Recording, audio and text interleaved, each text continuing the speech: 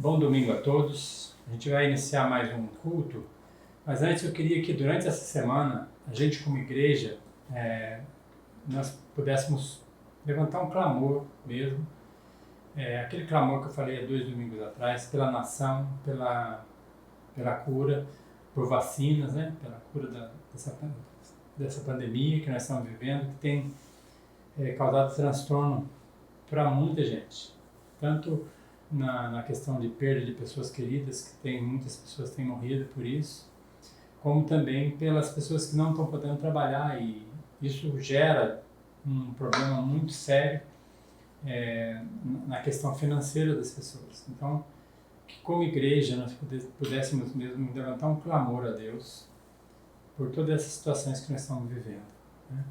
Eu queria orar agora, antes de ler o texto, antes de começar a leitura do texto, por esses motivos. E essa semana, não só quarta-feira, que a gente tem um tempo de oração em família, e eu vou tentar fazer na quarta-feira também dar uma mensagem para vocês online, para a gente poder estar orando, mas também durante toda a semana, cada dia da semana, que vocês em célula pudessem fazer uma agenda para as pessoas poderem orar, dividindo tempos e tudo, tá bom? Pai Santo, nós dependemos do Senhor. Nós sabemos, Deus, que o momento que nós passamos é difícil. Nós sabemos, Deus, que tem muitas pessoas sofrendo, tanto na parte de perda de entes queridos também, Deus, como na parte financeira, de desemprego e pessoas que não estão podendo trabalhar, não podendo levar o sustento para casa. Nós queremos colocar diante do Senhor a nossa nação e o mundo de uma forma geral, mas a nossa nação em especial, Deus, porque nós sabemos o quanto que esse tempo tem sido prejudicial às pessoas. Nós clamamos ao Senhor porque nós sabemos que temos um Deus que ouve as nossas orações, que nos atende segundo o propósito dele, e nós cremos, Deus, que o Senhor está ouvindo o clamor das igrejas, mas também nos ensinando a nos dirigir ao Senhor em todos os momentos. Em nome de Jesus. Amém. Nós estamos naquela série de mensagens que a gente está falando que não combina com o cristão, não combina com o discípulo de Jesus. Hoje a gente vai falar de um tema específico que é a vingança. A vingança não combina com o cristão, né? O cristão não deve ser vingativo. E nós, o ser humano, tem um instinto natural ao revide, né? A vingança faz parte do nosso senso de justiça. E esse texto que Jesus, em Mateus 5, 38 ao 42, Jesus está falando sobre isso, especificamente sobre essa questão da vingança, né? Então, a gente vai ler o texto e a gente vai estar meditando nesse texto nesse domingo, tá bom?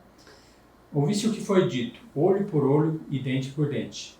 Eu, porém, vos digo, não resistais ao perverso, mas a qualquer que te ferir na face direita, volta-lhe também a outra. E ao que quer demandar contigo e tirar-te a túnica, deixa-lhe também a capa. E se alguém obrigar a andar 1 milha, vai com ele 2. Dá a quem te pede, não te volte as costas ao que deseja que lhe emprestes. Então, nesse contexto, o texto que Jesus cita, de olho por olho, dente por dente, está em Êxodo, capítulo 21, versículo 24, Levítico 24, 20 e Deuteronômio 19, 21. Não vou ler o texto, que é a mesma coisa, que fala olho por olho, dente por dente, pé por pé, algum texto fala. Então, Moisés, como o autor, o escritor da lei, né, ditada por Deus, ele passa para as pessoas essa questão de julgamento, né? E a questão da lei, ela é importante para ser apresentada para as pessoas, e a punição que vinha através do desrespeito da lei era para ser feita com equidade, né? De acordo com a gravidade, né, do pecado, de acordo com a gravidade do erro, existia uma penalidade, né? E a quebra da lei e as suas penalidades deveriam ser equivalentes às ofensas das pessoas. E as pessoas muitas vezes só aprendem quando é punida. Infelizmente é assim, por exemplo, multa de trânsito, né? A gente vive fazendo as coisas erradas, né? E se não tivesse a multa, hoje talvez as pessoas nem usassem o cinto de segurança. Tem uma multa para que as pessoas pudessem usar o cinto de segurança, né? E se as pessoas não usassem, pagariam essa multa, e muitas pessoas passaram a usar por medo da multa, não por medo do acidente e da consequência do acidente. É interessante que muitas pessoas morriam por acidentes porque não tinham a proteção. Quando o cinto de segurança passou a ser obrigatório, muitas vidas foram salvas, né? Mas as pessoas passaram só a usar o cinto de segurança por medo, né? O problema muito mais do bolso do que da sensatez de falar, não, eu não vou, porque eu estou protegendo a minha vida e a vida das pessoas que eu amo, que estão junto comigo, né? E assim, todas as coisas. Correção dos filhos, né? A gente corrige os filhos, a gente às vezes repreende, né, os filhos de alguma forma, e muitas vezes eles nos respeitam, né, por medo das consequências, né? As pessoas que são presas, muitas pessoas têm medo de ir para a cadeia, então não fazem as coisas erradas, né? Mas, de certa forma, né, a punição é necessária por isso. E a questão do olho por olho e dente por dente, ela é colocada porque a tendência natural, né, se a pessoa te furar um olho, você furar os dois dela, né? Dente por dente, se a pessoa te arrancou um dente, a tendência natural nossa é arrancar o dente da boca, todos os dentes da boca da pessoa. O ser humano é assim. Então, o olho por olho, dente por dente, foi uma regra para que as pessoas não exagerassem na punição, né? Então, quem decidia como que seria a lei seria o juiz. O juiz ia colocar a causa diante, né, de Moisés, que muitas vezes julgou as pessoas dessa forma. As causas eram colocadas diante dele e ele daria a punição para as pessoas com equidade. Esse era o ponto da lei. Então, muitas pessoas falam assim, nossa, a Bíblia é pesada, né? Fala olho por olho, dente por dente. Mas se não tivesse essa regra, né, as pessoas exageravam. E foi para que não houvesse exagero que a lei veio para dar uma moderada nas pessoas. Então, qual que é o ponto que Jesus trata aqui? Jesus vai além da lei. E tem 3 pontos principais nesse texto. O primeiro ponto que eu quero tratar é que é não a vingança e não a justiça própria, né? Quando Jesus fala, ouviste o que foi dito, olho por olho, dente por dente, e aí ele vem dando a explicação, a questão é que nós, como discípulos de Jesus, a gente não deve querer fazer justiça sobre o que nós sofremos, né? Nós não podemos agir conforme está no nosso coração agir. A gente tem que deixar a questão nas mãos de Deus. Então, não a vingança, o primeiro ponto que a gente tem dessa questão é a vingança não produz a justiça de Deus, né? A gente acha que a gente pode vingar, pode fazer o que for, como que eu digo, a gente pode revidar aquilo que a gente sofreu, mas o que a gente tem que ter bem na consciência é que a vingança não produz a justiça de Deus, né? Tem lá em Tiago 1,20 fala assim, a ira dos homens não produz a justiça de Deus. E vingança tem muito a ver com a ira. Você se ira com alguma coisa que foi feita e essa ira vem com um intuito de justiça, mas a justiça nossa, a justiça própria, ela vai contra aquilo que Deus nos manda fazer. Em geral, a vingança também ela é movida pelo ódio. Muitas pessoas, depois de sofrer alguma coisa que é ruim de sofrer, é um tema bem complicado que muitas vezes a pessoa fala, pastor, mas o senhor não está passando pelo que eu estou passando. A gente às vezes quando pensa no sofrimento das pessoas por alguma ofensa ou alguma coisa grave, como diz o texto aqui, de agressão, a gente fica pensando que a gente tem o direito, né, de revidar, né? Mas quando a gente pensa dessa forma, a gente tem que olhar para o nosso coração. Qual que é o que está movendo as minhas atitudes, né? Se eu estou com ódio, alguma coisa já passou do limite. né? O ódio, ele é o contrário do mandamento de Deus, que a gente tem que amar os inimigos, né? Amar o próximo como a si mesmo, né? Mas a Bíblia também fala amar os inimigos. A gente vai ver isso a semana que vem. Então, a vingança também, ela produz uma amargura e produz um rancor, além do ódio, amargura e rancor. Lá em Hebreus 12:15, fala assim que não tem em nosso coração nenhuma raiz de amargura. Porque quando a raiz de amargura vem, ela não só prejudica a gente, mas ela prejudica muitas pessoas, né? A nossa maneira de agir quando a gente está com ódio, com desejo de vingança, a gente contamina pessoas que estão ao nosso redor também. Por exemplo, uma pessoa que sofreu alguma coisa na rua, uma briga, e chega em casa e começa a falar com a esposa, com os filhos, sobre aquela situação, e todos eles são contaminados com um sentimento de vingança às vezes, né? Nós passamos isso, a raiz de amargura causa isso, ela causa um problema maior, né? Contamina as pessoas, leva as pessoas também a pecar.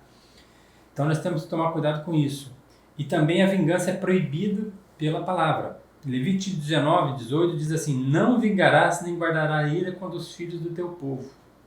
Não vingarás nem guardarás ira contra os filhos do teu povo, mas amarás o próximo, né, como a ti mesmo. Esta é a vontade do Senhor. Esse texto, ele fala bem claro isso. Nós somos proibidos pela palavra de Deus de ter o desejo de vingança. Mas uma coisa também que a gente tem que saber, que a vingança é exclusivamente de Deus, tá? Porque a gente pensa assim, então as pessoas podem fazer o que for, vão ficar impunes? Não. Deus está vendo todas as coisas. E a Ele cabe a vingança. E nós temos que ter essa confiança. Nós temos que deixar nas mãos dele. Quando algo acontece com a gente tem que deixar nas mãos do Senhor. Olha um texto, Deuteronômio 32:35 diz: a mim pertence a vingança e a retribuição, né? Esse texto é citado lá em Romanos, capítulo 12, versículo 19-21. Paulo está falando com relação a amar aos inimigos e tudo, e ele cita esse texto de Deuteronômio. Olha como que ele fala aqui, ó. Não vos vingueis a vós mesmos, amados, mas dai lugar à ira, porque está escrito: a mim pertence a vingança, e eu retribuirei, diz o Senhor. Pelo contrário, se o teu inimigo tiver fome, dá-lhe de comer, se tiver sede, dá-lhe de beber, porque fazendo isso amontoarás brasas vivas sobre a tua cabeça. Não te deixe vencer com o mal, mas vence o mal com o bem. Olha que conselho que Paulo dá, trazendo também o ensino do Antigo Testamento e trazendo também o ensino de Jesus. Todo o ensino que é dado por Paulo nas cartas dele e também por Tiago, tudo baseado naquilo que Jesus esclareceu. Eles viviam conforme todos os padrões que Jesus ensinou nesse Sermão do Monte, né? Então, quando Paulo fala isso, então é Deus quem vai vingar, né? Nós estamos vivendo num mundo cheio de ódio, cheio de rancor, né? Então, se a gente procurar um filme, qualquer filme que você assista, tem sempre uma ponta de vingança no meio, né? E muitas vezes a gente torce para que a pessoa vingue mesmo, né? Tem tantas situações que nós vivemos hoje que as pessoas são incentivadas a pagar o mal com o mal, não pagar o mal com o bem, como a palavra nos ensina, né? As redes sociais, né? As pessoas falam do gabinete do ódio, pessoas que colocam coisas nas redes sociais que são realmente odiosas, que incentivam a gente a ficar com raiva, ou do presidente, ou do governador, ou seja o que for, né? Ou de prefeito. As pessoas hoje estão realmente odiosas. Elas fazem questão de colocar uma notícia e a gente às vezes causa até um mal-estar. A gente tem que começar a falar mais das coisas do Senhor, mais o bem, né? Por exemplo, a gente vê no Brasil tem essa discussão política, né, de esquerda e direita, né? A esquerda chama a direita de gado, a direita chama a esquerda de mula, né? E será que isso é agradável a Deus, um cristão fazer esse determinado tipo de brincadeira? Para um pouco para pensar o que você compartilhou durante essa semana, né? Você já chamou alguém que você discorda de mula ou de gado? Sabe, a gente até tem que ter dó dos animais, né? Porque, meu Deus, uma coisa tão terrível nós tratarmos pessoas, seres humanos, à imagem e semelhança de Deus dessa forma. Nós temos que pensar muito sobre isso. O mundo que nós vivemos é um barril de pólvora. E a igreja e os cristãos, eles estão entrando nessa onda. Eles estão imitando o que as pessoas estão fazendo. E nós temos que pensar e repensar quais as atitudes que a gente tem que tomar. Por isso que esse sentimento de vingança, de ódio, não deve fazer parte da nossa vida. Por isso que Jesus ele fala: ouviste que foi dito olho por olho, dente por dente, eu, porém, vos digo. Aí vem o segundo ponto que eu queria falar sobre isso. Com relação ao perdão, sim ao perdão, né? Não à vingança, não à justiça própria, sim ao perdão. Nós temos que ter um coração perdoador. Olha o que ele fala no 39 ao 41, ele fala assim: eu, porém, vos digo, não resistais ao perverso, mas qualquer que te ferir a face direita, volte-lhe também a outra. É tão difícil, né? É um conselho, né, de Jesus, e é algo impossível para uma pessoa que não decida que Jesus tem que ser Senhor da nossa vida. Se o senhorio dele não estiver agindo na minha vida, na sua vida, é um conselho impossível. Se Jesus não é o centro da sua vida, se ele não é o Senhor da sua vida, se ele é o tudo para você, você não vai conseguir fazer isso. Porque você não vai obedecer, você vai obedecer outro Senhor, o seu próprio coração. E se você levar um tapa na face, você vai dar outro. Isso é natural, né? Isso faz parte da nossa natureza, mas não faz parte da natureza de Cristo. Ele é o nosso modelo, nosso exemplo. Olha e dá uma lida no que ele passou na cruz: açoitado, cuspido, rejeitado, né? Afrontado. E lá em Isaías fala, ele como uma ovelha muda foi para o matador. Assim que a gente vê Jesus. As atitudes de Jesus são o nosso maior exemplo de como a gente tem que ser, né? E também a gente tem que pensar no perdão da seguinte maneira: você nunca perdoará alguém mais do que Deus já lhe perdoou. Pensa nessa frase. Você nunca vai perdoar alguém mais do que Deus já te perdoou. Ele te perdoou muito mais, né? E o perdão ele deve ser imediato, na medida do possível, né? Nós somos imperfeitos, mas o perdão tem que estar no nosso coração, porque o tapa na cara, a reação imediata, né, é do revide, né? Então, aquele que está em Cristo, cheio do Espírito Santo, aquele que decide seguir a Cristo, a atitude dele tem que ser de dar outra face. Outra questão é não abandonar, né, aquela questão do desejo de justiça, tá?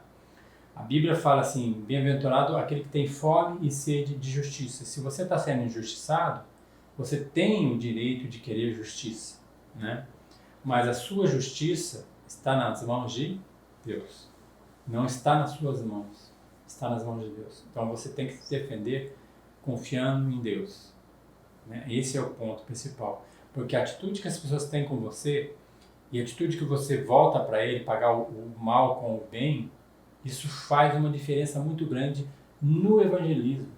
Nas pessoas conhecer o Deus que você diz servir, né? Se você serve a Deus, ao Deus que nós conhecemos, então você sabe o quanto que ele te perdoou, o quanto que ele sofreu na cruz pelos seus pecados, né? A vingança não veio sobre nós, mas a ira de Deus cai sobre o filho dele, o filho maravilhoso dele na cruz, porque ele morreu pelos nossos pecados, pagando pelas nossas ofensas, né? Então nós temos que ter isso também sempre no coração. Também o perdão, ele é a questão de decidir, né, abrir mão do ônus, né? Se a pessoa faz o mal pra gente, naturalmente a gente fala assim: ela me deve isso, né? Eu tenho o direito de fazer isso, mas eu abro mão do meu direito pelo amor ao meu Senhor, né? Eu abro mão do meu direito para não fazer aquilo que naturalmente eu faria, mas fazendo aquilo que Jesus faria, né? Que é o nosso padrão. Também, se você quiser uma ilustração disso, lembra-se de Estevão, né? Que ele foi apedrejado e enquanto ele estava sendo apedrejado, ele olha para o céu, para Deus, e ele tem a visão de Jesus ao lado do Pai, né? O Filho ao lado do Pai, e ele fala: Pai, perdoa-lhes porque não sabem o que fazem, né? Então, essa atitude de Estevão é uma atitude de um cristão verdadeiro, né? De algo que a gente só consegue fazer se Jesus realmente estiver reinando na nossa vida, né? E ele fala de 4 tipos aqui, né, nessa questão do perdão. Ele fala primeiro sobre uma agressão física, né? 3 tipos. A agressão física. Ao que te ferir a face direita, volta também a outra, né? Depois ele fala de uma injustiça judicial. E ao que demandar contigo, tira-lhe a túnica, deixa-lhe também a capa. A questão judicial também, naquele tempo, era o seguinte: se alguém entrasse com uma ação contra você, talvez você tivesse uma dívida, você poderia dar a roupa de baixo, mas não a capa de cima, né? E é interessante que aqui Jesus fala assim: dê a túnica, mas também dê a capa. Não fique preocupado com isso, porque quem vai me vestir e vai cuidar de mim é o meu Senhor, né? Eu tenho que ter essa confiança. Outra coisa, ele fala sobre a exploração política. Se alguém te obrigar a andar 1 milha, vai com ele 2. Naquela época, como o Império Romano dominava, e todos os impérios que dominavam, né, mas o Império Romano dominava toda a Jerusalém, toda aquela região, um romano, se tivesse uma carga para carregar, ele tinha o direito de pegar qualquer pessoa que não fosse romana ali, e falar: vem aqui, você pegue essa carga que eu tenho que levar e leva comigo por 1 milha. Ele era obrigado a levar por 1 milha, né? E depois de 1 milha ele arrumava outra pessoa e continuava o caminho dele, né? Mas aquela pessoa era obrigada a caminhar 1 milha com a carga do outro, né? E Jesus aqui ele fala assim: se alguém te obrigar a andar 1 milha, vai com ele 2, né? É algo assim que você realmente tem que entender o que é ser um discípulo de Jesus, para você começar a agir de acordo com a vontade dele, né? E aí no final tem o terceiro ponto, que é a nossa atitude com relação às nossas posses. Isso é meio complicado, porque às vezes a pessoa pensa assim: então, se qualquer pessoa chegar para mim e pedir alguma coisa, eu tenho que dar. Diz assim: dá a quem te pede, não te volte as costas ao que deseja que lhe empreste. O conselho que eu dou para você aqui, nesse versículo, é entender bem, é conhecer a quem te pede e a sua condição, né? Aqui não é uma questão de você dar para uma pessoa desconhecida, mas é você conhecer o contexto de vida das pessoas. Às vezes é mais fácil você dar um dinheiro para uma pessoa do que investir na vida para conhecer aquela pessoa, pessoalmente, né? E aqui Jesus, ele fala de um relacionamento que nós temos que ter com as pessoas, né? O Iago Martins ele teve aqui no dia do Penso Logo Creio com jovens. Ele escreveu um livro, A Máfia dos Mendigos. É um livro interessante para se ler, né? E ele fala que exatamente essa questão de você conhecer aquela pessoa que te pede, né? Não que você vai virar as costas, você vai conhecer, vai ver a real necessidade daquela pessoa. E aí vem a questão mesmo, conhecer a real necessidade de quem te pede. O que ele precisa, né? Porque muitas vezes a pessoa te pede algo, mas o que ela precisa é de outra coisa. A gente sabe que a pessoa que pede precisa muito ouvir o Evangelho, né? Então a gente tem que ter no coração essa disposição de ajudar a pessoa, né? Mas também falar aquilo que ela realmente precisa, né? E também a questão do relacionamento, que eu acho importante, que a palavra diz que nós temos que zelar, nós somos mordomos daquilo que Deus nos dá, né? Se nós somos mordomos, tem a palavra dos talentos, que o Senhor vai cobrar da gente aquilo que a gente fez com o que a gente tem. Nós temos que ter realmente zelo. Eu não posso gastar o dinheiro do meu Senhor, né, de uma forma desordenada, né? Não posso ajudar uma pessoa sem que seja aquilo que Deus quer que eu faça também. Então eu queria ver 2 textos com você primeiro. 1 João 3, 17 e 18. Eu queria que a gente pudesse estar vendo.